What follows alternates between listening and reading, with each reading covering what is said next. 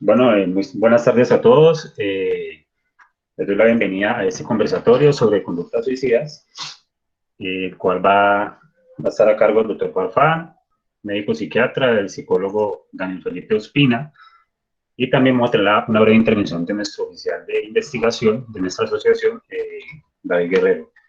Mi nombre es Miguel Franco, soy el oficial local de educación médica. Les doy la bienvenida nuevamente. Espero lo disfruten. Espero entre todos vamos a hacer aportes, puedan resolver sus dudas. Y pues como la modalidad va a ser tipo conversatorio, todos podamos aportar desde nuestro punto de vista y de algunas profesiones, porque sé que aquí hay personas que ya de pronto han trabajado con el tema de psicoterapia y otras disciplinas afines, para que entre todos podamos aportar. Les recuerdo por favor a todos tener sus micrófonos apagados todo el tiempo y se les dará la intervención cuando sea el momento y pues, requieran hacer alguna pregunta o aclarar alguna duda. ¿Listo? José, ¿estás por ahí? Listo, Miguel, ya me confirmas si ves la pantalla. Sí, tenemos. Listo. Bueno, entonces hoy vamos a hablar un poco del suicidio, acerca de las cifras, y vamos a darle una mirada epidemiológica a eso. Para hablar primero del suicidio tenemos que hablar de unos diferentes términos. Empecemos hablando de la conducta suicida, la cual es una secuencia de eventos denominada por un proceso suicida, que se da de manera progresiva. Viene desde los pensamientos e ideas, conlleva a los planes suicidas, llega luego a los intentos progresivos y al final llega al suicidio consumado. Tenemos también otro término, el cual es la ideación suicida, que es un conjunto de pensamientos que expresan un deseo de intencionalidad de morir, como la fantasía o prefiguración de la muerte propia. Y además puede estar anterior a la actuación y puede estar dado por amenazas tanto verbales o escritas. Hablemos también del plan suicida. Es la elaboración de cualquier plan para realizar el acto suicida, y bien sea la persona que planea el método, lugar, momento, insumos para hacerlo, o que realmente también deja notas de cómo realizar este acto. También hablamos del intento de suicidio como una conducta potencialmente lesiva, autoinfligida y sin resultado fatal. El suicidio, por su parte, es una muerte derivada de la utilización de cualquier método autoinfligido y con la intención de provocar el propio fallecimiento. Los diferentes mecanismos que envuelven esto pueden ser por envenenamiento, ahorcamiento, herida por arma de fuego cortopunzante, lanzamiento hacia el vacío o hacia un vehículo u otros mecanismos. Según la Organización Mundial de la Salud, anualmente 800.000 personas se quitan la vida y decimos que hay un suicidio por cada 20 intentos de suicidio anteriores. En 2016 fue la segunda causa principal de defunción en el grupo etario entre los 15 y los 29 años en todo el mundo. Y además, cerca del 40% de las personas que han intentado suicidarse han realizado intentos previos anteriormente. De ese 40%, el 10 al 14% finalmente termina en un suicidio consumado. Para la región de las Américas, hablamos de una tasa de mortalidad de suicidio con relación a la edad de 7.3 por cada 100.000 habitantes en el grupo entre los años del 2015 a 2019, con un porcentaje mayoritario de un 36.8% en el grupo etario entre los 25 y 44 años. También encontramos una incidencia en los hombres de 11.5 por cada 100.000 habitantes y una incidencia de presentación de casos de suicidio de 3 por cada 100.000 habitantes en el sexo femenino. En América del Sur, en nuestro espacio continental, el mecanismo más utilizado es la asfixia. Sin embargo, en Colombia, como lo vamos a ver posteriormente en algunos reportes, en el año 2015 se reportó que el mecanismo más utilizado para Colombia es la intoxicación. Como les decía, esta es la encuesta nacional de salud mental que fue realizada para Colombia en el 2015, donde muestra la ideación suicida que es tan frecuente tanto en el grupo de adolescentes como de adultos en este país. La prevalencia de ideación suicida en los adolescentes entre el grupo etario comprendido entre los 12 y 17 años es alrededor del 6.6%. La prevalencia para el mismo es de 2.5% y el 37.6% de los adolescentes que han empezado a suicidarse lo han intentado con anterioridad. Además, la misma encuesta incluye que un tercio de los adultos que piensan suicidarse han tenido planes suicida y lo han intentado, es decir, un 33.33%. Además, también este estudio concluye que el intento suicida es más frecuente en mujeres que en hombres. El Sistema de Vigilancia Epidemiológica de Lesiones de Causa Externa del Instituto Nacional de Medicina Legal y Ciencias Forenses reportó 18.618 suicidios en Colombia durante el periodo comprendido entre el año 2010 y 2016, con una tasa del 5.22 de mortalidad por cada 100.000 habitantes mayores de 5 años. Además, la contrastación de esa tasa demuestra un incremento aproximado del 28% para el año 2016 con respecto a la tasa de los últimos 5 años anteriores. Y para el año 2018 se registraron 2.464 suicidios en este país. El Instituto Nacional de Salud indica un aumento continuo de casos por cada año y que en el 2017 la tasa de incidencia fue de realización tanto de intentos de suicidio del 52.3 por cada 100.000 habitantes. El mayor porcentaje fue concentrado en el género femenino, de un 63.3%, y como les decía, el método más utilizado para intentos suicida en Colombia es la intoxicación. Como principal factor de riesgo tenemos el trastorno depresivo con un 38%, y el principal factor que lleva a ese intento suicida, el desencadenante de esto, es el conflicto matrimonial, de pareja o expareja, con un 41% representativo. En cuanto a las normatividades y metas que tenemos en Colombia, hablamos de dos principalmente. La Ley 1616 del 2013, hecha por el Congreso de la República en su artículo 35, que ordena al Ministerio de Salud implementar al sistema de vigilancia de la conducta suicida. Y también la introducción en el Plan Decenal de Salud Pública para los años 2012-2021, que establece como dimensión prioritaria de salud mental y convivencia la meta de 4.7 de mortalidad por cada 100.000 habitantes en la tasa de suicidio y lesiones autoinfligidas. Por último, darles gracias por este espacio desde el Comité de Evaluación y Desarrollo Científico. Como ponente, como la siguiente ponencia, tenemos al doctor César Augusto Farfán Enciso, quien es doctor de psiquiatría en la UCEBA, quien es maestro mío actualmente, médico de la Universidad Central del Valle, especialista en psiquiatría de la Universidad Tecnológica de Pereira y también ejerce como psicoterapeuta. Doctor Farfán, bienvenido. José, muchas gracias por la invitación a usted, a la Asociación de Estudiantes de Medicina de la UCEBA y a la Asociación de Estudiantes de Enfermería también de la UCEBA misma, y a todos los participantes pues, que se encuentran en este momento. Pues el objetivo, digamos, es conmemorar el Día Mundial de Prevención del Suicidio, que se celebró el 10 de septiembre, y por eso el tema y esta reunión que nos convoca, y hablar sobre conductas suicidas, algunas generalidades conceptuales y terapéuticas. No pretendo extenderme mucho, porque lo importante es escuchar y conversar y discutir un poco y aclarar dudas, que es lo más importante. Vamos a hablar un poco sobre, de pronto, la terminología, la epidemiología, que le ha tocado a usted muy bien, los enfoques terapéuticos, algunos enfoques terapéuticos, y específicamente algo que yo quiero pues recalcar es la desestigmatización sobre las conductas suicidas. Sabemos que el suicidio es una de las causas de muerte más frecuentes, es bien importante a nivel mundial. Alrededor de 1 millón de personas fallecen por el suicidio. Es tanto así que la Organización Mundial de la Salud ha establecido como una prioridad pública por las altas tasas de mortalidad que se están presentando en esto. Y también es importante, y nos compete a nosotros, es porque la prevalencia es aún más alta en los países con ingresos bajos e ingresos medianos. Entonces corresponde pues a Latinoamérica y a Colombia pues un espacio importante.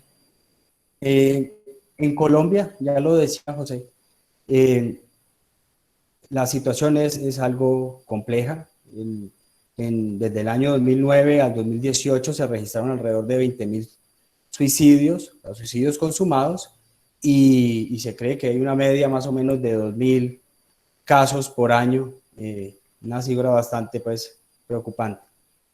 Es importante determinar que el suicidio ocurre específicamente, o sea, principalmente en población joven, en personas entre los 20 y los 40 años, pero es alarmante aún más cuando comenzamos a ver casos en personas, en individuos menores. Estamos hablando de niños, niñas, adolescentes que tienen edades entre 5 y 17 años. Entonces, es importante comenzar a enterarse de esto aún más, con mayor profundidad, y pues obviamente escuchando los datos epidemiológicos que acaban de presentar. El suicidio consumado sí es mucho más frecuente en hombres que en mujeres, pero los intentos suicidas son mucho más frecuentes en mujeres que en hombres. Ahora, no hay que pensar en que es que la mujer llama más la atención. No, definitivamente no. Eso es una de las cosas que hay que comenzar a eliminar o a quitar ya. Y es que esto lo podemos atribuir más a los medios que tienen mayor letalidad, los medios usados por los hombres que tienen mayor letalidad. No es que lo que le sucede a las mujeres tenga menos importancia. Hay que tener mucha precaución con la revisión de estos datos epidemiológicos. El suicidio consumado, pues obviamente está dentro de esa pirámide que describían ahora. Es una pirámide que abarca la ideación suicida, los intentos suicidas y pues por último la punta es el suicidio consumado. Y es importante toda esta conducta suicida, porque sabemos que el principal factor para que se presente un suicidio consumado es haber tenido una ideación suicida o un intento suicida previo. Es un factor de riesgo importante, independiente de que tenga o no tenga un trastorno mental. Entonces, es necesario tener en cuenta este tipo de elementos clínicos y de juicio para poder hacer intervenciones. Es importante también saber que, aunque existen discrepancias en las definiciones, en la terminología, el suicidio viene, digamos, el término como tal de suicidio data más o menos del siglo XVII, cuando comienza a utilizarse más o menos oficialmente en Inglaterra, pero las conductas autolíticas están registradas en casi todas las culturas, en las culturas griegas, en las civilizaciones incaicas, en la Edad Media, en la Edad Moderna, en casi todas las culturas. Sin embargo, es la manera como la estamos viendo ahora, desde, digamos, a través del método científico, es a partir del siglo XIX, con los textos y los estudios importantes que hace Emil Durkheim, que se le atribuye ser el padre de la sociología, pero su enfoque es un poco más social y obvia un poco lo individual, cosas que ha cambiado a través de los estudios y las investigaciones en psiquiatría, los aportes importantes del psicoanálisis. Bueno, eso todo hay que tenerlo en cuenta. Pero ha venido ocurriendo un desarrollo, porque es que el impacto es importantísimo en la vida de un individuo. Esa pregunta grandísima que por qué una persona decide quitarse la vida. Bueno, ¿y qué es lo que pasa acá? Es complicado, es muy impresionante y es necesario pues que nos vayamos sensibilizando con todos estos términos y con todos estos abordajes. Es una conducta, digamos, la conducta suicida es un comportamiento bastante complejo. Hay una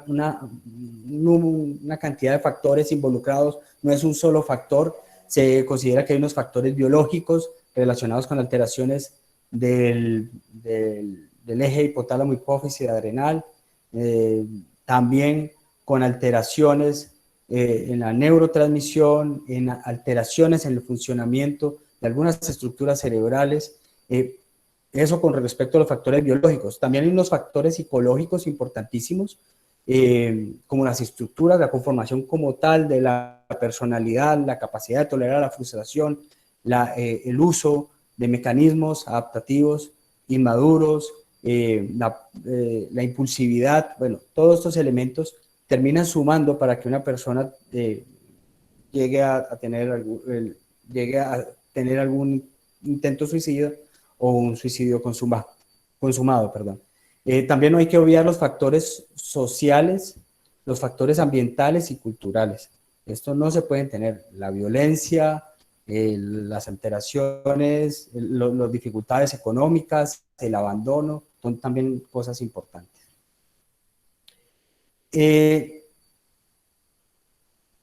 Una de las cosas que en la práctica uno observa y que quiero invitar de pronto a modificar, a cambiar, es que no siempre la conducta suicida está asociada a cuadros depresivos. La persona que tiene un cuadro depresivo tiene una mayor posibilidad de tener una conducta suicida, pero no necesariamente todo suicida tiene un cuadro depresivo. No hay que obviar otras enfermedades mentales que puedan estar asociados a ello. Por lo menos los trastornos de ansiedad son importantes, cuadros ansiosos intensos pueden llegar a una conducta suicida. La esquizofrenia, los cuadros psicóticos también pueden estar asociados a una conducta suicida. Los trastornos de personalidad, específicamente aquellos emocionalmente inestables, también pueden estar asociados. Entonces, abre un abanico de posibilidades para cuando un paciente llega a consulta y nos dice que está considerando quitarse la vida o que ha pensado quitarse la vida o llega a consulta por un intento suicida, ¿ya? Se considera que es necesario, lo más importante en estos casos, para prevenir una conducta suicida, lo mejor sería hacer un adecuado diagnóstico y un adecuado tratamiento de estos trastornos, los trastornos que acompañan a la conducta suicida. Bien, es así como para fines prácticos. Uno podría decir que hay una serie de factores, de riesgo que se pueden agrupar en determinados grupos, unos factores demográficos, como es la ancianidad y la adolescencia. En estos dos grupos etarios se presentan con mayor prevalencia de las conductas suicidas. El padecer un trastorno psiquiátrico, definitivamente, como lo explicaba ahora, tener una enfermedad médica, específicamente enfermedades que generan cierto deterioro en la condición general, en la condición física, enfermedades terminales, estamos hablando de cáncer, estamos hablando de SIDA, en cuadros dolorosos crónicos. Entonces invitan a que no solamente se enfoquen en la parte somática y en el manejo del dolor o en el manejo de esta condición, sino en tener en cuenta la condición psíquica. También hay unos factores relacionados, obviamente, unos factores sociales, ¿no? El abandono, la viudez, la jubilación, la separación, ya lo decía José ahora también, ¿no? Esto está muy asociado con problemas, con rupturas de pareja. En muchos de los casos donde se han registrado conductas, donde ha aparecido una conducta suicida, hubo un problema en la relación de pareja. Y unos problemas, obviamente unos antecedentes, unos problemas familiares, un grupo de factores familiares, donde tiene que ver pues el antecedente en la familia de suicidio, antecedente de patologías mentales, violencia intrafamiliar, abandono, abuso sexual. Todos estos elementos hay que tenerlos bien en cuenta. Bueno, digamos que, ¿qué pasa cuando un individuo, digamos, teniendo en cuenta todo esto que hemos hablado, que estos factores epidemiológicos, estos elementos epidemiológicos, estas definiciones, la relevancia que hay de tener en cuenta que no es solamente el suicidio consumado el que hay que tener en cuenta? Esa persona ya falleció, no pudimos hacer algo. Hay que vigilar entonces a aquellos que cometen, que tienen intentos suicidas o donde hay algún tipo de conducta suicida diferente al suicidio consumado. Entonces hay que vigilarlos. Pero ¿qué ocurre cuando un paciente llega a consulta y dice, definitivamente determinamos que hay una conducta suicida? Estamos hablando de la posibilidad de que esta persona atente contra sí misma. Entonces lo que tenemos que hacer primero es determinar ese grado de gravedad de la conducta, del episodio autolesivo, ¿no? Mirar a ver qué pasó, qué le ocurrió, cómo fue que se llevó a cabo este episodio autolesivo, tratar de establecer el grado de violencia que utilizó para agredirse y para acabar con su vida. Si esto fue premeditado o si fue muy impulsivo, todo tiene cierta relevancia. Si hay complicaciones médicas, ¿no? En intoxicaciones, cuando se usan corrosivos, hay que darle prioridad al manejo de la complicación médica, la intención de letalidad y mirar la situación previa, las circunstancias en que se dio ese episodio autolesivo. O sea, ¿qué pasó con ese individuo antes de que incurriera en dicha conducta? Entonces esto hay que mirarlo con atención, hacer la descripción adecuada. ¿Para qué me sirve esto? ¿Por qué es necesario esto? Y hacer toda esta evaluación. Porque eso me va a permitir decidir si este paciente lo manejo ambulatoriamente o lo voy a manejar o definitivamente requiere una unidad mental. El manejo de la unidad mental en ningún caso es como un castigo. No es que se ganó la hospitalización porque intentó quitarse la vida, no. Es teniendo en cuenta estos factores, vigilar qué tanta posibilidad tiene ese paciente de quitarse la vida y tenerlo contenido bajo una estricta vigilancia médica por personal entrenado y donde se haga una evaluación determinada para iniciar los tratamientos que se requieran. No solamente por la conducta suicida, sino mirar qué más hay, qué más existe. Entonces, en ningún caso es un castigo, en ningún caso es tratar de que el paciente se someta a todas estas fantasías que ocurren, que aparecen, y por el contrario es brindar una atención humanizada a la persona que le sucede esto, que la está pasando mal, que definitivamente está sufriendo, ¿ya? Después digamos, de esta primera determinación del episodio autolesivo, lo que hay que mirar es indagar un poco más. Bueno, hay enfermedades psiquiátricas, hay enfermedades médicas, hay consumo de sustancias, la persona ha tenido episodios previos, ideación suicida previa, ¿cómo ha sido esto? Hay que hacer una descripción clara de todas estas circunstancias. Así nos hacemos una idea de lo que le ocurre al paciente y podemos llegar a mirar y a determinar qué es lo que le pasa, a qué lo llevó a esto. Porque pues esa sería la única forma de prevenir y de disminuir esas estadísticas tan sorprendentes que en verdad son aterradoras. Son números, pero cuando uno ve al paciente, cuando de pronto esa persona es un familiar, es algo muy agobiante. Para una familia el impacto de que alguien se quite la vida es supremamente aterrador. Se vive de una manera muy intensa, mueve una cantidad de emociones, hay vergüenza, hay culpa, es supremamente intenso. Entonces, en ese caso, digamos, lo que se hace en un servicio podríamos decir, enfocarlo en un servicio de urgencias, que sería donde llegarían los pacientes con estas conductas, sería pues primero mirar las complicaciones médicas asociadas al intento, ¿no? Primero hay que estabilizarlo, garantizar que esté bien, siempre tiene que contar con la vigilancia, no lastimarlo, ser muy empático, no estar siempre vigilantes, no tiene menos importancia, no subestimar lo que le acaba de pasar al paciente. Otra de las cosas que hay que hacer, pues seguramente, definitivamente es el aseguramiento de la supervivencia y prevenir que pueda él mismo intentar quitarse la vida. ¿Ya? Si este paciente está completamente decidido a lastimarse, lo va a volver a hacer.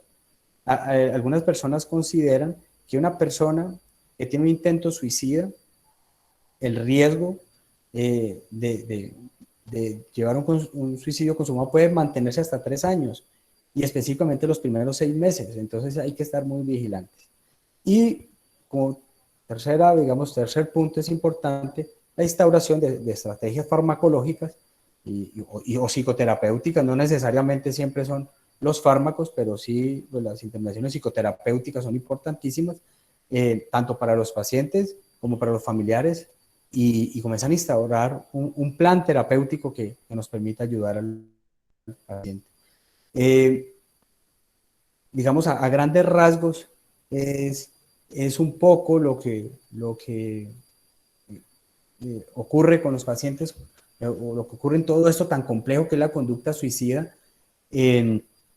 que que cada vez es necesario conocer más, que no puede ser de manejo exclusivamente del psiquiatra o de los psicólogos, sino que tiene que involucrar a todo el personal de salud. Es que lo está diciendo la Organización Mundial de la Salud. Dice, mire, esto es un problema de salud pública, no es un problema de la salud de los psiquiatras, es un problema de salud pública. Entonces tenemos todos que conocer qué es una conducta suicida, se caracteriza por qué, evitar la estigmatización, hacer abordajes adecuados, las instituciones, toda la sociedad tiene que participar definitivamente y las personas conocer mucho más de los trastornos mentales, porque esto viene con una carga importante. Detrás de ello, generalmente viene una carga importante de patologías mentales que requieren atención. Esto era pues, lo que yo tenía por compartir y estaré dispuesto a responder las preguntas darle respuesta a las preguntas que tengan, con mucho gusto.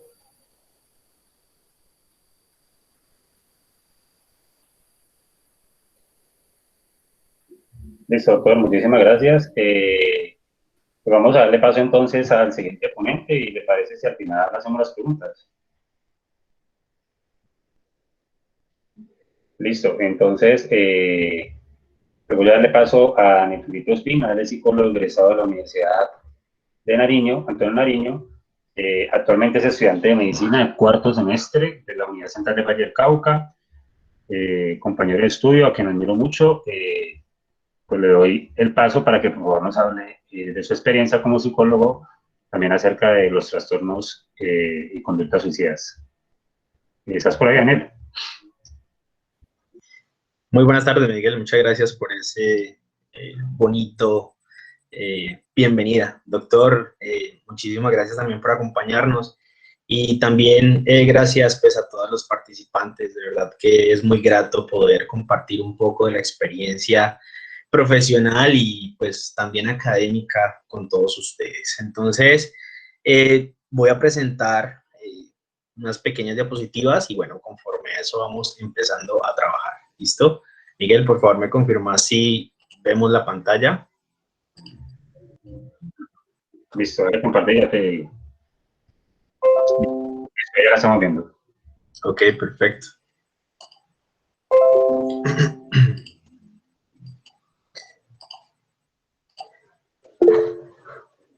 Listo, perfecto. Entonces, bueno, como ya lo decía nuestro compañero Miguel Fernando, mi nombre es Daniel Felipe Espina, yo soy psicólogo egresado de la Universidad Antonio Nariño y actualmente estudio medicina en la Unidad Central del Valle del Cauca, Colombia. Un apasionado más por las cuestiones de la salud mental y precisamente del suicidio, que es uno de los factores a los cuales me gusta trabajar mucho, no solo como profesional, sino como persona.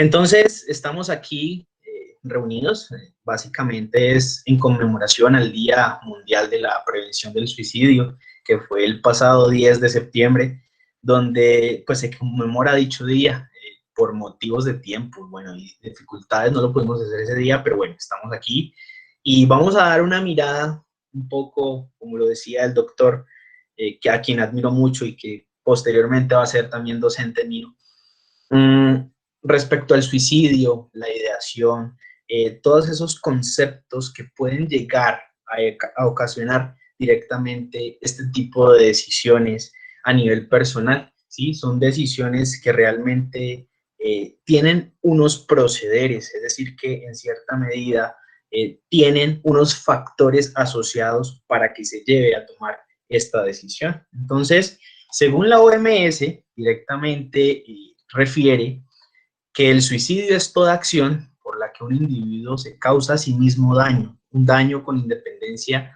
del grado de intención y de lo que conozcamos los verdaderos motivos. Es decir, que el suicidio como tal es la acción de quitarse la vida de forma voluntaria y premeditada. Este concepto final de premeditada quiere decir que un individuo sabe que va a realizarse el suicidio porque ya tomó esa decisión, porque es una idea estructurada, porque es una idea que ya lleva, incluso podemos decir y referirnos de meses, de incluso semanas, que ya ha construido dicha decisión como tal. En la experiencia profesional que he tenido, he sido referente de salud mental en el centro del Valle del Cauca, en el municipio donde vivo, y hemos identificado con grupos interdisciplinarios que definitivamente las personas que llegan a este concepto de suicidio siempre dejan pistas, ¿sí? Siempre dejan pistas. Quiere decir que, por ejemplo, dejé una carta de despedida, lo cual lo llamamos nosotros. Entonces, allí es donde plasma ese individuo la decisión que va a tomar a futuro y que en cierta medida va a generar que afecte, obviamente, su núcleo familiar, su sociedad, su cultura. Entonces, son acciones premeditadas totalmente. Adentrándonos un poco en las cifras, decimos pues que las tasas de intento de suicidio, vamos a hablar en Colombia, por cada 100.000 habitantes, definitivamente van en crecimiento. Podemos observar perfectamente en la gráfica que para el 2017 tenemos un 52,4% de los habitantes por cada 100.000 habitantes. Es decir, que estas cifras van en aumento. Hay que tener algo muy claro. Estamos en un proceso de pandemia, en un proceso que apenas nos estamos adaptando a esta, donde tuvimos que estar confinados, donde tuvimos que, en cierta medida, estar resguardados por miedo a. Entonces, definitivamente estas cifras van a crecer. Y como lo decía el doctor perfectamente, es un problema de salud pública, ¿sí? Es por eso la invitación, no solamente al personal médico, sino a las personas del común, que miremos quién de los que conforman mi núcleo familiar, mi núcleo de amigos, dentro de esas personas que conviven con nosotros, identificar ese tipo de factores de riesgo para así prevenir este suicidio, que es lo fundamental, y por eso queremos hacer la invitación extensiva a todos los individuos de la sociedad para que identifiquemos dichos factores y evitemos, y sobre todo bajemos estas tasas de suicidio o de intentos de suicidio, ¿sí? Como lo decía el doctor, pues tenemos que tener en cuenta que los hombres son los que definitivamente consuman esta idea, pero mientras que las mujeres tienen ese intento de suicidio más prevalente en ellas. Algo fundamental que también tenemos que tener en cuenta, y es en las cifras respecto a las tasas de intento de suicidio en Colombia. Eso es una estadística un poco antigua, pero por lo regular siguen creciendo este tipo de intentos de suicidio. Entonces podemos observar perfectamente en la gráfica. Voy a darle el puntero aquí para... Entonces, mire, podemos observar perfectamente, aquí tenemos un rango de edades, ¿sí? Lo cual hablábamos anteriormente con el doctor y con nuestro compañero, que por lo regular siempre tiene una tasa de prevalencia entre 15 a 24 años, incluso un poco más, pero entonces voy a centrarme en estos dos conceptos, que son de 15 a 24 años de edad. Entonces uno se inicia a realizar unas hipótesis. Bueno, ¿por qué existen en cierta medida este rango de edades? Y es algo que nosotros los profesionales en salud hemos tratado de investigar, hemos tratado de buscar realmente las hipótesis claras para poder hacer una intervención adecuada. Una de esas hipótesis perfectamente son los procesos adaptativos que tiene un individuo en su estilo de vida y en su comunidad. Entonces, en cierta medida, la adolescencia es una etapa crítica. Es una etapa crítica debido a que el individuo como tal sufre ciertos cambios, no solamente biológicos, fisiológicos, anatómicos, sino conductuales y emocionales. Porque este individuo inicia, en cierta medida, a tener otro tipo de relaciones, ¿sí? Por ejemplo, relaciones sentimentales, relaciones con más personas. Entonces, ese tipo de procesos adaptativos son los que en cierta medida nos sacan de esa zona de confort y producen ese proceso de inadaptabilidad. Por ende, pues podríamos hablar que este podría ser una de las tantas hipótesis que pueden existir frente al incremento o prevalencia de intentos o suicidios, ¿sí? De dicha población. Esta gráfica muestra realmente un panorama a nivel mundial, ¿sí? De suicidios registrados en el mundo según la edad y el nivel de ingreso por país. Entonces, perfectamente podríamos evidenciar que los países de ingresos bajos y medianos, ¿sí? En cierta medida van a tener mayor prevalencia sobre los suicidios, ¿sí? Y podemos observar perfectamente que los países de ingresos altos pues van a tener en menor medida. Hay que tener en cuenta que la condición socioeconómica no exime de que un individuo tenga en cierta medida una ideación o un intento suicida. Es decir, no son compatibles. El suicidio no toca a una clase social, no toca a una cultura, nos toca a todos, ¿sí? Entonces, por eso la importancia de hacer un proceso interdisciplinar, como lo nombraba el doctor Farfán en la anterior ponencia, que hacer un proceso interdisciplinar para que no solamente sea tratado, por ejemplo, con medicamentos, que perfectamente lo explicaba, sino con un apoyo psicoterapéutico, ¿sí? Y o apoyos en diversas especialidades para poder que esta persona sea vista desde un punto holístico y no como una enfermedad, ¿sí? Que eso es lo fundamental a tener allí en cuenta. Para hablar en Colombia, departamentos respecto a los suicidios y por ciudades claramente, tenemos pues que en Colombia persisten directamente en los departamentos de Antioquia, Bogotá, que viene siendo la capital, y el Valle del Cauca, donde nos encontramos ubicados en estos momentos, una prevalencia bastante amplia respecto a los suicidios. Y como lo decíamos anteriormente, las edades prevalentes son dentro de 15 a 25, 26 años de edad, que son etapas críticas por los mismos procesos adaptativos. Desde mi experiencia, hace poco menos de 2 años, tuvimos un pequeño brote respecto a suicidios en el centro del Valle del Cauca por un tal llamado juego La Ballena Azul, ¿sí? Donde realmente se identificó que no era el juego, básicamente no era el juego, sino que eran todos esos factores, de los cuales voy a hablar más adelante, eran todos esos factores que pudieron haber provocado dicho suicidio, ¿sí? Entonces, la disfunción familiar es la más prevalente en este tipo de individuos que hayan pues tenido o tomado dicha decisión. Entonces, como también lo mencionábamos anteriormente, directamente los métodos de suicidio más utilizados en Latinoamérica y el Caribe es una estadística un poco antigua, ¿sí? Pero siguen prevaleciendo. Por ejemplo, es la asfixia, la intoxicación, salto, disparo, fuego, ahogamiento, cortes, entre más.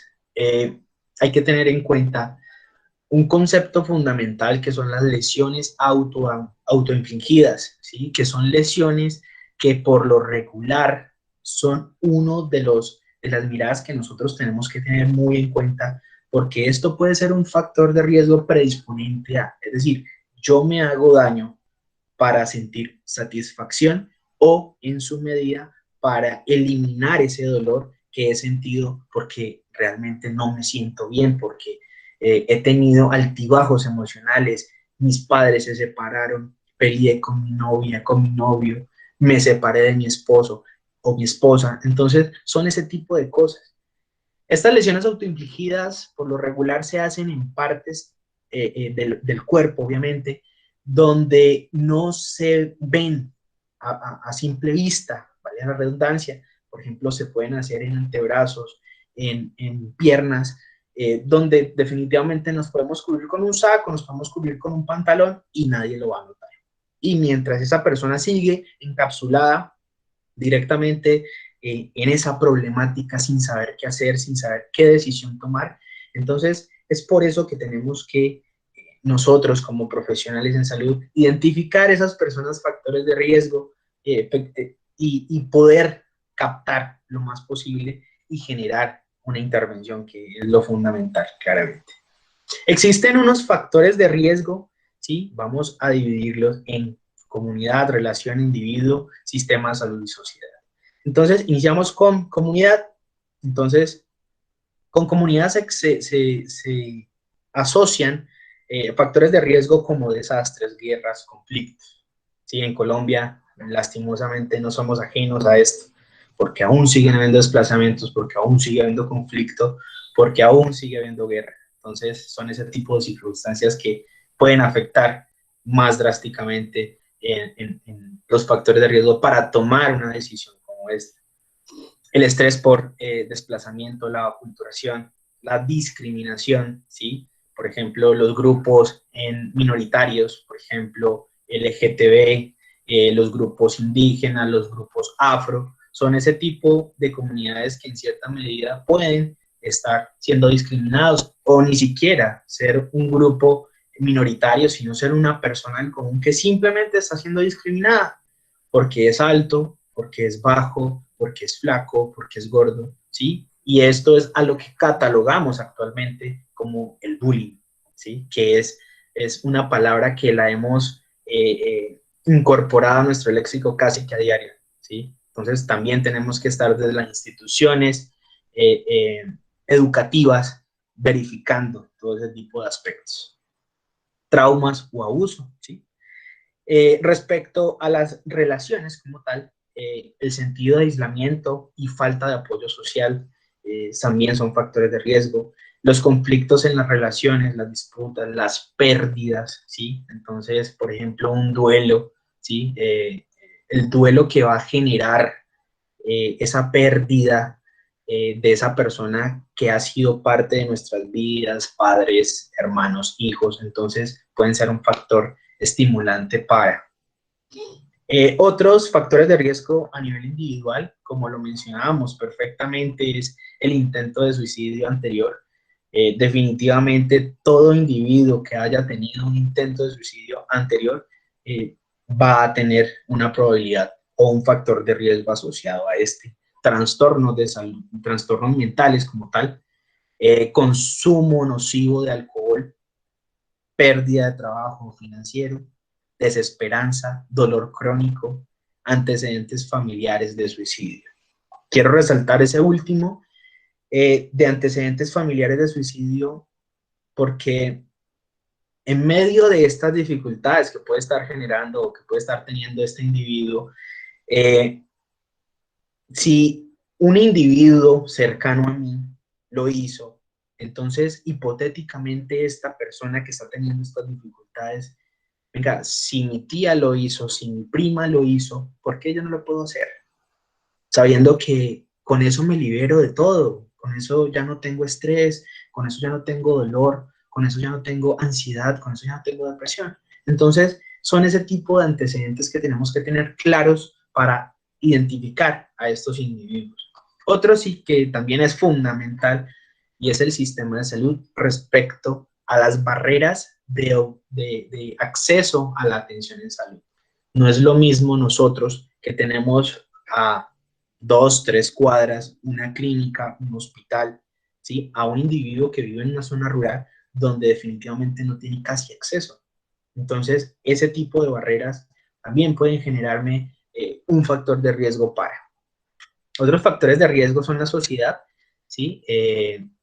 Por ejemplo, el acceso a medios utilizables para realizar el acto suicida como tal. Entonces, por ejemplo, si tenemos en nuestro hogar un paciente que haya tenido un intento, una ideación suicida, lo mejor es definitivamente quitar todos esos medios que de pronto puedan ser causales para realizar un suicidio, lazos, sogas, venenos, todo ese tipo de factores, quitarlos mientras se hace un proceso adaptativo del individuo otra vez a su realidad. Notificación inapropiada por los medios de difusión. Sabemos pues que definitivamente las redes sociales nos incitan a muchas cosas y pues no todas son buenas. Y el estigma asociado al comportamiento de búsqueda de ayuda. Yo no voy al psicólogo, yo no voy al psiquiatra porque yo no estoy loco. Entonces, definitivamente, este tipo de, perdón, de dificultades son las que generan los factores de riesgo en un individuo como tal. Entonces, existen unos síntomas de alerta, ¿sí? Unos síntomas de alerta que de pronto pueden generarme en cierta medida este tipo de dificultades, ¿sí? Por ejemplo, entonces tenemos que tener en cuenta todos los que estamos participando y ojalá fuera toda la comunidad a nivel general, los cambios de comportamiento o los altibajos emocionales que pueda tener un individuo. Sueño constante o insomnio. También podríamos hablar de ansiedad o depresión. Conductas autodestructivas, como lo hablamos ahorita, de yo no sirvo para nada, yo no hago nada bien, yo para qué estoy aquí. Entonces uno suele escuchar ese tipo de frases en estos individuos. Y también los cambios en la alimentación, que vienen siendo pues o aumentar la ingesta o disminuir la ingesta. ¿Cómo prevenirlo? Entonces hay que prevenir definitivamente el suicidio por medio de los lazos afectivos que puedan reducir el riesgo. Invitar a todas las personas como tal a que abramos esos lazos psicoafectivos con nuestros compañeros, con nuestras familias, que es la base fundamental de la sociedad, ¿sí? Entonces es como establecer mejores lazos afectivos para mejorar ese proceso de relaciones interpersonales y demás. La escucha en forma empática, es decir, escuchar a ese individuo que me está contando y que está teniendo confianza en mí y yo saber cómo direccionarlo. Venga, yo sé que usted me está contando algo a mí, yo soy su amigo, pero vamos al hospital, vamos a la clínica, allá te pueden ayudar y todo ese tipo de cosas. Y obviamente no juzgar a esa persona, porque esa persona no sabe qué hacer con su problema, no sabe cómo darle una solución como tal. Y por último, tomar en serio cualquier signo de depresión, de los que hablábamos anteriormente. Entonces, es fundamental tener en cuenta todo ese tipo de aspectos con la finalidad de enmarcar a una persona y sobre todo darle un posterior tratamiento. Ofrece tu amistad tu amistad y apoyo a aquellos que parecen estar desconectados de otras personas. Puede ser un acto que les salve la vida. Entonces, eso básicamente era lo que les quería compartir. También quiero compartirles un pequeño video. Me gusta mucho como interactuar entre hablar y un poco de visual para tener mejores aprendizajes. Entonces, es un video corto, es muy importante y bueno, vamos a ver.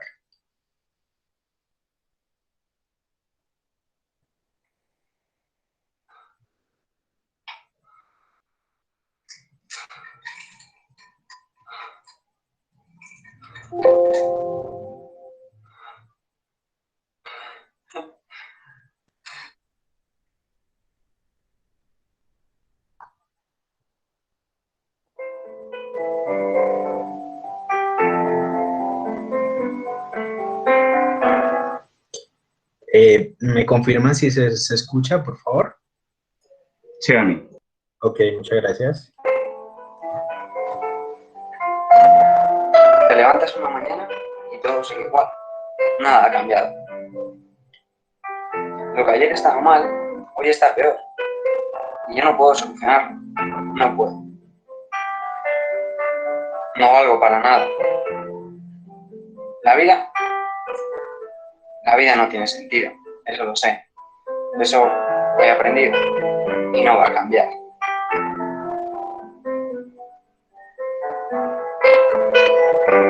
Llevo sufriendo más tiempo del que me gustaría poder recordar y nunca nada ha cambiado. ¿Qué persona cuerda creería en un cambio? ¿Quién apostaría por una mejora? Yo sé la respuesta. Nadie. Y también sé otra cosa. Sé que quiero dejar de sufrir. Dejar de verme arrodillado en el suelo, llorando y gritando desesperado. Quiero desaparecer. Irme para siempre. Solo despedirme. De unos pocos, solo unos pocos, y marchar. Eso quiero.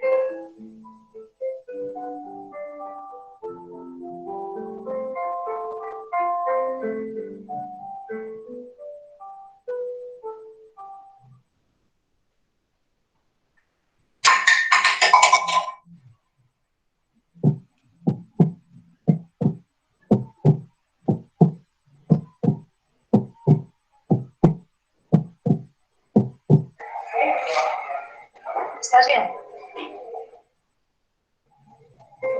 Si ves alguna de estas señales de alerta en algún conocido, familiar o amigo, como comentarios negativos sobre sí mismo, sobre su vida, su futuro, o comentarios relacionados con el acto suicida, con la muerte o despedidas verbales o escritas, es posible que esa persona esté en riesgo de cometer un suicidio, pero tú puedes evitarlo haciendo lo siguiente. Pregúntale si ha pensado en el suicidio. En caso afirmativo, restringe el acceso a métodos que puedan dañar. Nunca lo dejes a solas mientras persistan las ideas suicidas. Avisa de esto a otras personas significativas que ayuden a evitarlo y acércalo a las fuentes de salud a recibir atención especializada.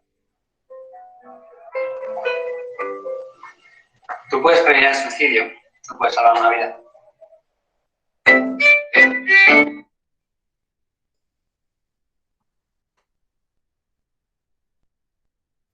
Ok, perfecto. Entonces, pues una pequeña intervención. No sé si alguien tiene alguna duda, alguna inquietud. Obviamente estamos aquí presentes pues para socializar y bueno, tratar de resolverlas.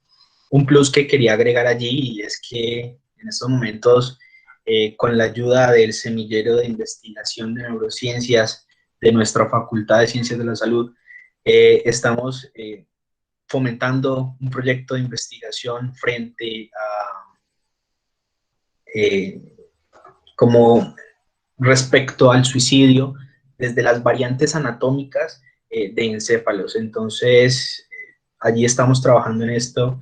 Espero pues que a futuro podamos compartirles los resultados y demás. Muchísimas gracias, muy amables. Muchas gracias, Daniel, por tu intervención. Muy oportuna, muy buena.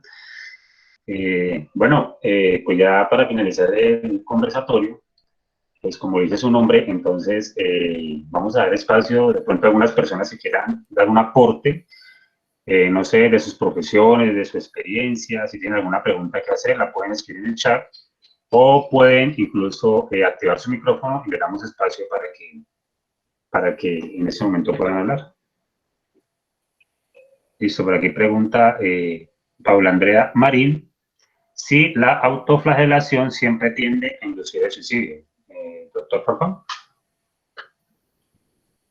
Bueno, hay que ver esto con mucha, hay que saber discriminar, ¿no? Cuando la conducta es con el fin de busca la letalidad, ¿no? Cuando busca la muerte, estamos hablando en el contexto, pues, lo que estamos hablando de la conducta suicida como tal, estamos hablando de aquellos actos deliberados donde la persona busca hacerse daño. Pero existen, digamos, prácticas autolesivas que de alguna forma buscan liberar tensión. Desaparecen las agresiones, el cutting, pero todo esto hay que verlo porque no se puede desestimar, porque está ocurriendo algo en una persona, en esta persona determinada, y hay que mirar qué es lo que va, con qué está asociado, porque una persona tiene que recurrir a autoagredirse, cosa que definitivamente no es normal. Pues hay que mirar qué es lo que sucede allí. hay algo la definición concreta de la conducta suicida desestima estas prácticas autolesivas, pero hay que tenerlas en cuenta porque una persona en estas circunstancias puede fácilmente incurrir en un suicidio. Entonces, las definiciones, digamos, que se establecen son un poco rígidas, sin embargo, estamos tratando de conocer qué es lo que tiene que ver esto con las autolesiones, con el maltrato, con incurrir por lo menos en conductas que ponen en riesgo la vida. Eso podría también fácilmente denominarse, digamos, podría decir uno es casi que se intenta como suicidar, ¿no? Entonces, digamos, en este caso, pues hay que mirar con cuidado estas conductas de autoflagelación. Listo, doctor, muchas gracias. Dice Mariana Caballero, buenas noches, doctor Farfán. Una pregunta, ¿hay algún test para evaluar estas conductas en los adolescentes específicamente? Y si lo hay, ¿cuál es? Hay muchas evaluaciones neuropsicológicas o pruebas de tamizaje para las conductas suicidas. Sin embargo, no deja de ser lo más importante la evaluación clínica. No, prima ante cualquier, digamos, prueba neuropsicológica o, digamos, una evaluación de tamizaje que pueda realizarse, prima siempre la clínica. El entablar una relación con una persona, con un paciente, preguntarle qué es lo que sucede, una escucha empática, sin crítica, sin juicio, tratando de comprender qué es lo que le está sucediendo a la persona que uno tiene enfrente. Eso es lo más importante. Listo, dice por acá Janet Rico, ¿qué hacer en ese momento en que la persona va a llegar al acto? Por ejemplo, que se vaya a lanzar. Me imagino que a lanzar de algún puente, alguna estructura, creo que es la compañera. Es complicado, ¿no? Creo que son cosas muy dramáticas. Hay que recurrir a personal especializado, personal que sepa hacer intervención en este tipo de situaciones. Lo mejor sería prevenir, ¿no? Una persona que, digamos, se me viene a la cabeza inmediatamente la mujer que se suicida, se tira al puente, bueno, cosa tan terrible. Seguramente esta persona tuvo que haber consultado con anterioridad, tuvo que haber manifestado a alguien lo que le sucedía. Entonces, lo más importante es identificar tempranamente todas estas cosas antes de que ocurra una situación tan lamentable, con todos los factores, teniendo en cuenta todos los factores pues, que mencionamos anteriormente. Listo, por aquí hay una pregunta muy interesante, Fernando Palomo. Dice, en el caso de una depresión, cuando el paciente ya se encuentra con psicoterapia y antidepresivos, por aproximadamente un año, ¿puede persistir las ideas suicidas? ¿Y por cuánto tiempo? Las ideas suicidas pueden ser recurrentes, pueden aparecer con diferente intensidad, pero esto hay que vigilarlo. O sea, puede estar en una intervención psicoterapéutica, puede estar en una intervención psicofarmacológica, pueden variar su intensidad, pero hay que estar muy atentos a que se espera que con las intervenciones terapéuticas la sintomatología depresiva desaparezca. Pero hay unos pacientes determinados que la situación puede ser mucho más compleja y puede mantenerse en el tiempo la ideación suicida. Entonces hay que estar pendientes, porque este paciente tiene mucho más riesgo de cometer un suicidio. Hay un elemento que hay que tener, digamos, que hay que tener en cuenta cuando uno hace las evaluaciones clínicas, y es sobre todo la desesperanza. Se considera que la desesperanza es casi como un factor como de mal pronóstico o como de gravedad, por decirlo de alguna forma, y hay que tener muy, muy en cuenta estos elementos. Dice Daniel Agudelo, ¿qué podemos hacer cuando habiendo ofrecido todo nuestro apoyo, la persona sigue determinada a quitarse la vida? Como todo en medicina, uno quisiera que los pacientes mejoraran completamente, todos, ¿no? Todos estuvieran bien, que con las intervenciones que pudiéramos hacer resolvieran su sintomatología depresiva. Pueden haber algunos que persisten. Sin embargo, frente a una situación de un paciente con persistencia de síntomas depresivos, ideas suicidas o riesgo de una conducta suicida, hay que revalorar, hay que mirar qué otras intervenciones se pueden hacer, replantearse los tratamientos.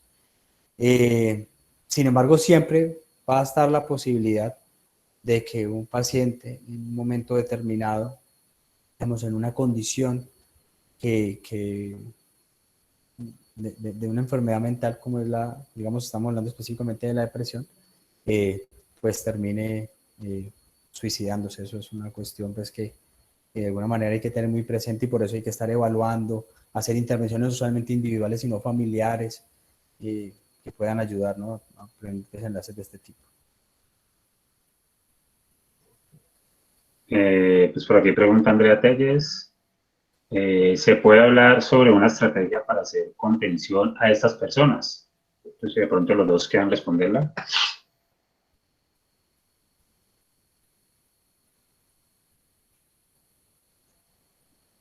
¿Cómo así contención? No lo entendí.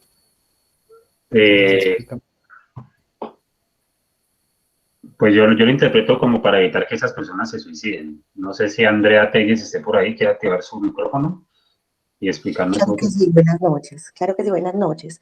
Mi nombre es Andrea y yo soy profesional de una línea de emergencias sociales, y constantemente me enfrento a estas situaciones con usuarios desde temprana edad, desde los 9 años hasta adultos mayores, ¿cierto?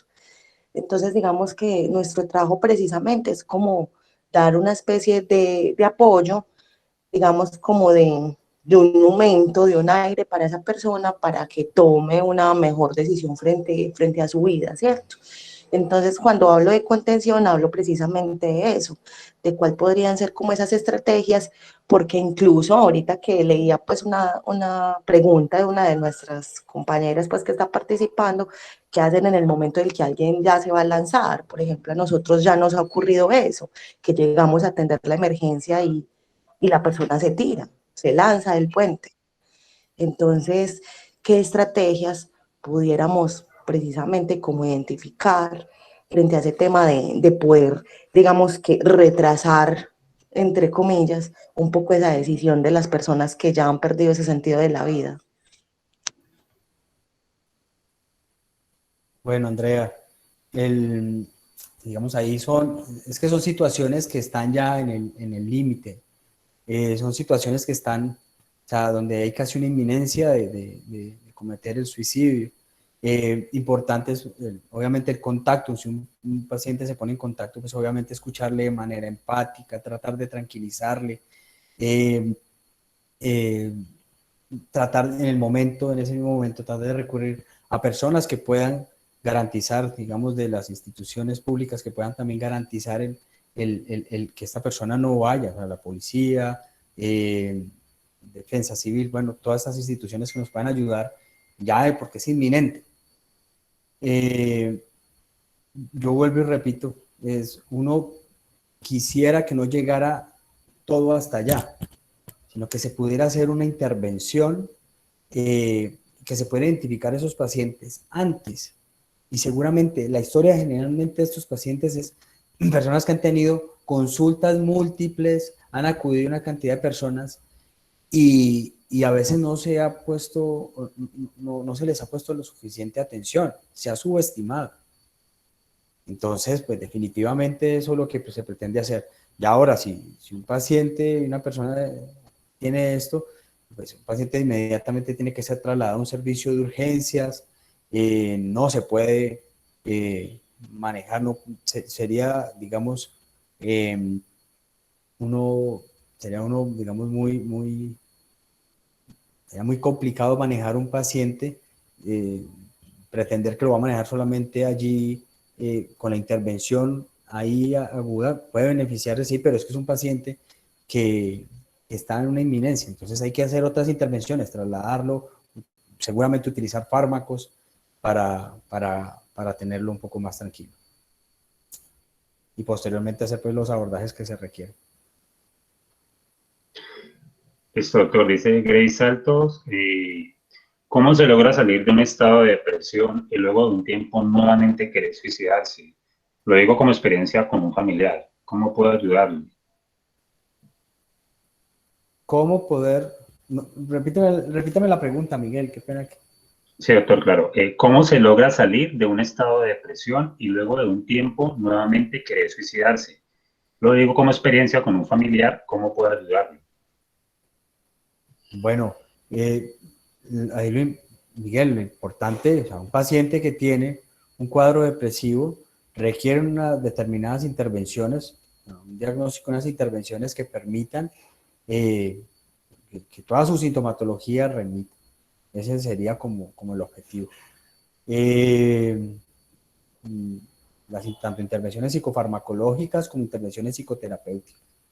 Que pueda presentar una recaída o una recurrencia, pues eso dependerá, no quiere decir eso que no sirvió la intervención, la intervención que se hizo, terapéutica, anterior o previa, sino que puede llegar a pasarle nuevamente. Es que estamos hablando de que nadie está exento de presentar una alteración anímica donde considere quitarse la vida. Las situaciones son complejas, la vida tiene sus complejidades.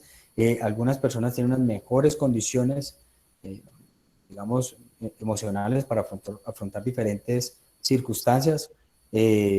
Otras, digamos, no, dependerá también del momento en que ocurran, el momento de la vida en que ocurran, pero bueno, tiene que presentarse. Inmediatamente ocurre esto, una persona la ve anímicamente triste, aislada y en algún momento considerando acabar con su vida, pues esa persona inmediatamente tiene que consultar, esa persona inmediatamente tiene que ser vista. Yo creo que este espacio es para eso, ¿no? Para que miremos la importancia, para que definitivamente la gente sí se puede quitar la vida, que muchas de estas condiciones están asociadas no solamente a la depresión, sino a otras condiciones, a otros trastornos psiquiátricos, hombre, que podemos ayudarles, podemos hacer cosas para que una persona pueda estar, pues no termine en estas circunstancias. Entonces podemos hacer muchas más cosas, pero hay que todos tenemos que como comprometernos, digamos, y especialmente el personal de salud. Listo, dice Daniel Oro Pesa, ¿qué se hace en caso de recibir una llamada en que está a punto de ejecutar el acto de suicidio? Es un poco la misma pregunta de lo que decíamos con la doctora con Andrea Telles. Sí, señor. Yo creo que es lo mismo, ¿no? Estar ahí muy pendientes, pero pues esperemos que no lleguen hasta allá.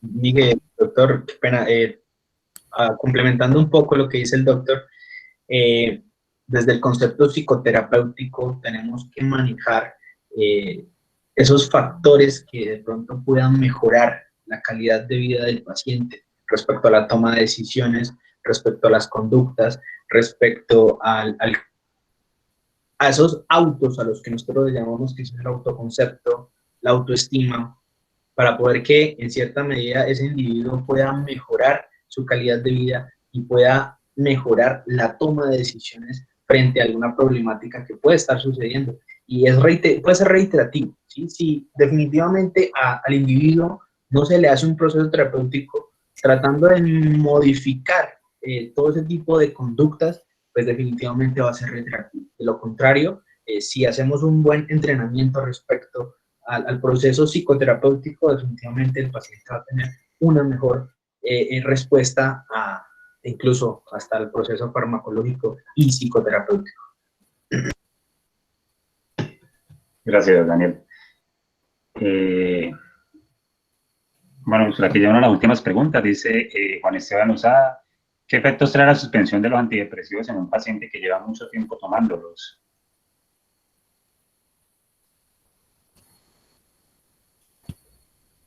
Miguel, ¿me repite la pregunta? No, no le escuché. Claro, doctor. ¿Qué efectos trae para el paciente la suspensión de antidepresivos si lleva mucho tiempo tomándolos? Los tratamientos antidepresivos tienen un tiempo determinado, no son tratamientos eternos, no son dependiendo del número de episodios, de las condiciones que tenga asociadas y de la sintomatología. Por esa razón, pues, uno tiene que, digamos, hay que, dentro del proceso de intervención de un paciente con trastorno psiquiátrico, hay que indicarle y aclararle por cuánto va a ser el tratamiento. Y espera uno que haya una adecuada adherencia y espera que también existan, que se sigan ciertas pautas, y que no quede solamente el paciente tomando un medicamento indefinidamente y que no haga ningún otro control y que posteriormente pues nunca haya una remisión adecuada de la sintomatología y después pues pretender quitarlo pues es complicado. Cuando un paciente lleva tomando un medicamento por mucho tiempo, pues hay que mirar primero en qué condiciones está, ¿no? Si remitió toda la sintomatología afectiva, si estamos hablando pues que está asociado a un cuadro depresivo, mirar en qué condiciones se encuentra, mirar otros factores que, digamos, clínicos, individuales, que puedan hacer que este paciente, pues, al retirar el medicamento, pues pueda presentar una recaída y ya, y generalmente se retiran los psicofármacos como, digamos, como regla, se retiran gradualmente. Tienen dependiendo del fármaco, pues se retira de una manera, pues, paulatina. Listo, entonces tenemos las dos últimas preguntas. Por aquí Andrea Telle nos comparte algo muy interesante. Ella nos dice, la salud mental en nuestro país es un tema de segunda categoría. Los profesionales psicosociales en ocasiones nos vemos limitados para remitir a profesionales como psicología o psiquiatría, ya que el sistema de salud es inoperante. ¿Qué elementos podemos tener presentes al momento de priorizar una atención a una persona con pérdida en el sentido de la vida?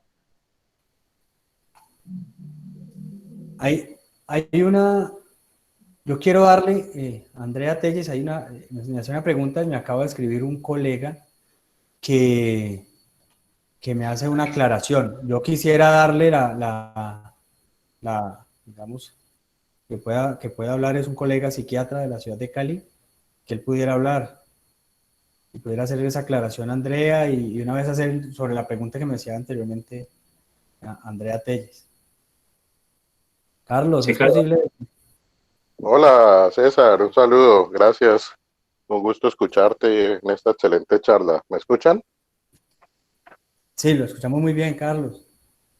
Sí, no, te comentaba que un enfoque psicoterapéutico de un psicoanalista venezolano, Rómulo Lander, tiene un enfoque interesante en ese momento tan crítico que, como bien decías, en esa situación ya de vida o muerte, que la persona ya está, digamos, a punto de cometer un acto suicida, ayuda un poco pues la escucha, pero también la pregunta de decirle al paciente el por qué tiene que ser ahora.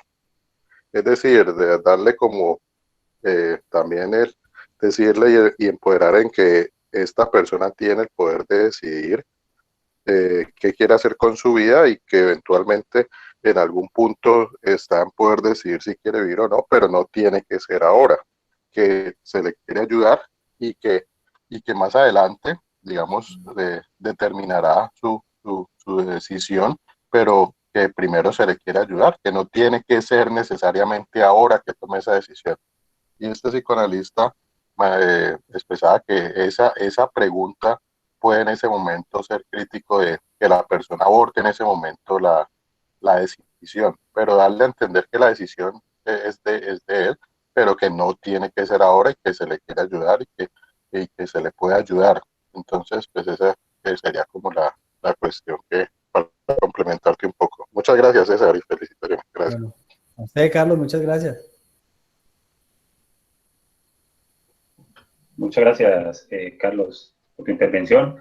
Bueno, por aquí damos espacio a la última pregunta para finalizar este conversatorio. Dice Adriana Penagos.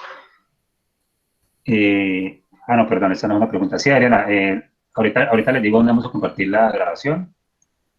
Primero si hay otra pregunta por aquí. Ok, Ferle Andrés Moreno dice, ¿qué se puede hacer para desistir de pensamientos estresantes, angustiantes, que poco a poco llevan a la depresión y luego al suicidio? Lo habla por experiencia propia. No sé si de pronto Daniel la quiere responder o el doctor. ¿Quién puede, Daniel? Sí, claramente. Pues bueno, definitivamente este tipo de procesos, de dificultades que se generan a diario en el individuo, en cierta medida pueden llegar a ser factores que predisponen directamente al suicidio. Entonces, ¿cómo se puede mejorar ese tipo de cosas? Precisamente estamos prestos los profesionales en salud mental, precisamente para dar ese tipo de herramientas, ¿sí? Y hacer mi enfoque, por lo menos, es cognitivo-conductual. Entonces es modificar esa conducta por medio de la modificación de la parte cognitiva, es decir, tratar de solucionar esos conflictos que pueden estar generando en cierta medida ese tipo de dificultades que son estresantes y que además me generan de pronto una conducta o una dificultad de pronto de ansiedad o depresión, para evitar que tomemos esa decisión tan trágica como lo es el suicidio, ¿sí? Entonces es como guiar un proceso terapéutico, ¿sí? Para modificar ese tipo de conductas y pensamientos, claramente. Listo, gracias, Daniel. Doctor, por aquí una última pregunta que me había saltado. Pregunta Sandra Yané Cárdenas. ¿Cuánto puede durar el trastorno depresivo recurrente grave? Puede durar mucho tiempo. Puede durar mucho tiempo si el desenlace no llega a ser fatal, ¿no? Y pues es importante saber pues que hay alternativas para mejorar ese pronóstico que puede llegar a tener una enfermedad. Hay una sintomatología grave, estamos hablando de una condición que altera gravemente la funcionalidad de la persona, donde hay ideaciones suicidas.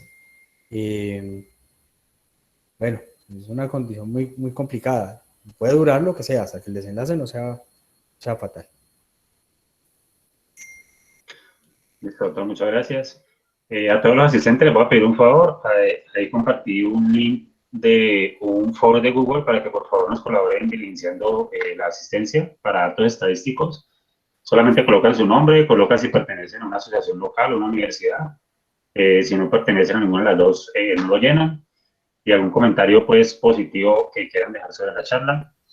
Decirles que la grabación va a quedar guardada en nuestro canal de YouTube. Nuestro canal de YouTube aparece así en la red social, Hacemuzea, así como lo escribí en el chat, para que lo puedan buscar. Yo creería que el día de mañana ya estará la grabación. Y pues nada, Daniel, muchas gracias por tu intervención y por tu apoyo. No sé si quieres decir unas palabras de despedida. No, darle las gracias a ustedes, al doctor también, pues también pertenezco en estos momentos a Hacemuzea. Y bueno, felicitar a todos los participantes porque realmente este es un tema neurálgico y que a todo mundo nos puede tocar. Entonces, felicitaciones por estar aquí y bueno, ojalá que podamos a futuro llegar a ser un poco más grande este tipo de intervenciones, ¿sí? Con más profesionales que nos puedan aportar. Y bueno, muchísimas gracias y felicitaciones a todos. Gracias, Daniel. Doctor César, igualmente un agradecimiento especial de parte de Hacemuzea y ASOEM por su participación y su intervención.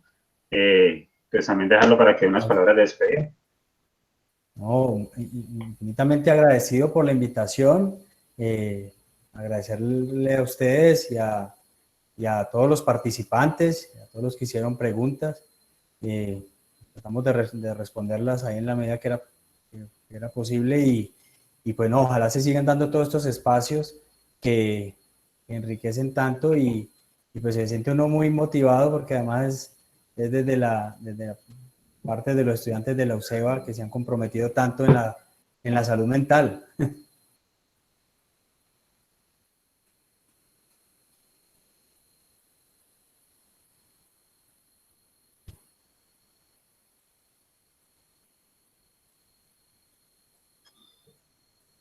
Listo, doctor. Muchísimas gracias nuevamente a todos los asistentes. Igualmente, agradecimientos por haber asistido.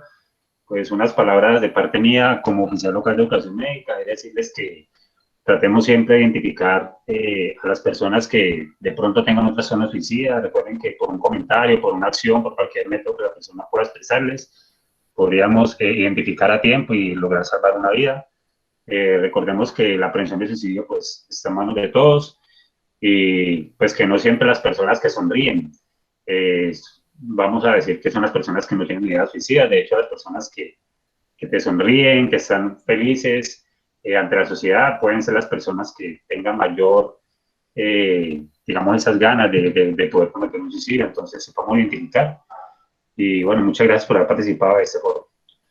Que tengan una feliz noche a todos.